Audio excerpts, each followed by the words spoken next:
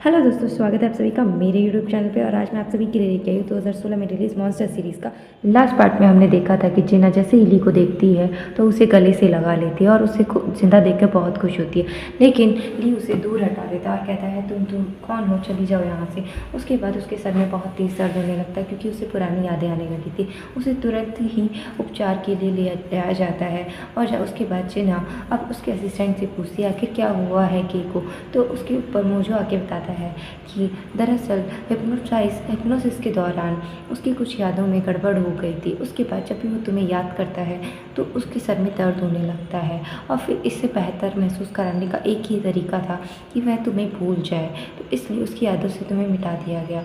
इसे सुनकर जिना को बहुत बुरा लगता है, लेकिन फिर भी वह चाहती थी कि वह उसे भूल जाए और उसके बाद वो उसे लास्ट किस देकर वहाँ से चली जाती है। लेकिन जब दोबारा वो उससे मिलती है तो ली बिल्कुल नहीं जानता आखिरकार वो कौन है, लेकिन फिर भी वो खुश होती है। उसके बाद हमें दिखाया जाता है कि किस तरीके से जे के घोटालों का और अफेयर्स का पता लगने के बाद उसका विरोध चालू हो गया था।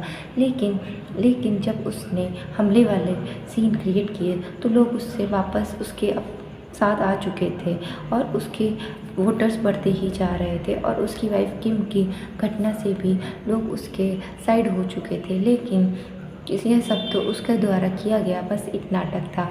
उसके बाद हमें दिखाते हैं जे को उसकी असिस्टेंट और पैनी के साथ दिखाया जाता है और उन दोनों की बातचीत से हमें पता लगता है कि वो फुली श्योर हैं कि इस बार चुनाव में जीत उनकी ही होगी और इस बार मेयर का चुनाव जीतने के बाद जेजे ही मेयर बनेगा।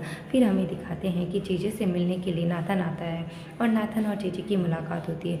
इसमें नाथन और जेजे एक आपस में बात कर रहे होते तो नाथन उससे कहता है कि तुम जानते हो कि जिना पुराने रिकॉर्ड्स चेक कर रही थी और उसमें तुम्हारे खिलाफ उसे काफ़ी सारे सबूत मिले हैं। तुम चाहते हो कि मैं उन सब के बारे में उसे बता दूँ या मेयर बनने के बाद तुम मेरी हेल्प करने के लिए तैयार हो। और इसी वजह से वह जिना को मारने के ऑर्डर्स दे देता है। उसके बाद हमें दिखाता है जिना का कोई किडनैप करता है और ये सब दूर से एंड्रयू भी देख लेता है और इस बारे में फ़ोन पे बात करते हुए पैनी भी सुन लेती है, जो जाकर ये सब बता देती है मोजो को और मोजो से ये बात पता चल जाती है कि यानी कि ली को, और वो भी भागता है उसे बचाने के लिए। वहीं एंड्रयू ने जब उसे देखा था कूद गिराते हुए तो वह भी उसके पास जाता है और उसे बचा लेता है और रेस्क्यू करने की कोशिश करता है और उसके बाद फर्स्ट एड भी देता है और ये सब के भी देख लेता है कि यानी कि जैसा हम जानते हैं ली है और इसे देखकर उसे अच्छा फील होता है कि एटलीस्ट वो बच तो गई। उसके बाद हम उन सभी को एक साथ देखते हैं। ली कहता है कि तुम्हारा यहाँ से चले जाना ही ठीक होगा, तुम चाइना शिफ्ट हो जाओ कुछ दिनों के लिए।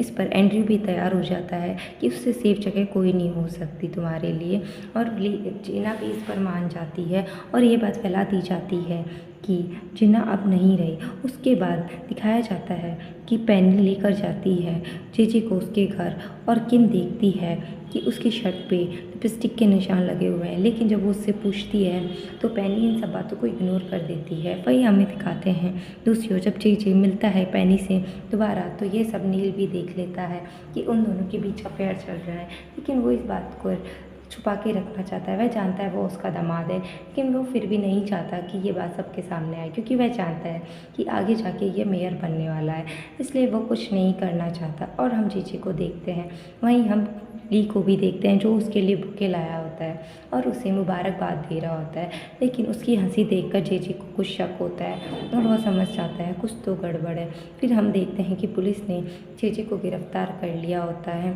जिसके बाद जेजे को पकड़ कर ले जाया जाता है।